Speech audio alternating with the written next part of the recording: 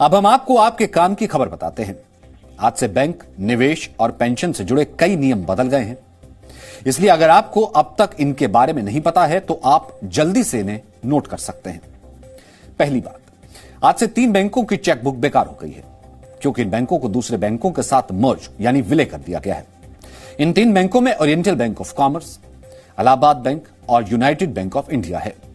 Oriental bank of commerce और United bank of India का विलय पंजाब नेशनल बैंक में हुआ है, जबकि इलाहाबाद बैंक का विलय इंडियन बैंक में किया गया है।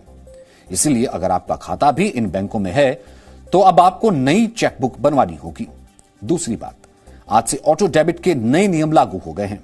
ऑटो डेबिट उस भुगतान से है जो तय तारीख पर अपने आप आपके अकाउंट से कट जाता है।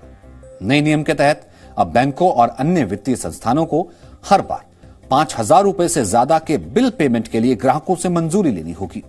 इसके लिए आपको मोबाइल फोन पर ओटीपी भेजा जाएगा। उदाहरण के लिए, अगर आप नेटफ्लिक्स, अमेज़न प्राइम या किसी म्यूजिक ऐप का सब्सक्रिप्शन लिया है तो इसकी फीस अब ऑटो डेबिट नहीं होगी।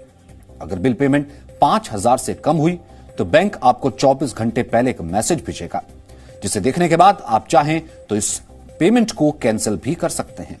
हालांकि ये नियम आपके लोन की मंथली इंस्टॉलमेंट, इंश्योरेंस प्रीमियम और म्यूचुअल फंड्स पर लागू नहीं होंगे। तीसरी बात, डिजिटल लाइफ सर्टिफिकेट से जुड़े नियम भी आज से बदल गए हैं।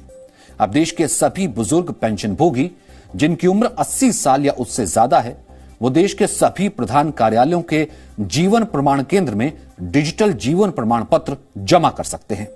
इसके लिए 30 नवंबर तक का समय भी दिया गया है। और चौथी बात, डीमैट अकाउंट वाले जिन ग्राहकों ने अपना केवाईसी फॉर्म अपडेट नहीं किया है, उनका अकाउंट भी आज से बेकार हो गया है। Securities and exchange board of India ने इसके लिए पहले 30 जुलाई 2021 तक का समय दिया था, जिसे आगे बढ़ाकर 30 सितंबर तक कर दिया गया था। डीमैट अकाउंट इनवैलिड होने से आप शेयर बाजार में ट्रेडिंग नहीं कर सकते।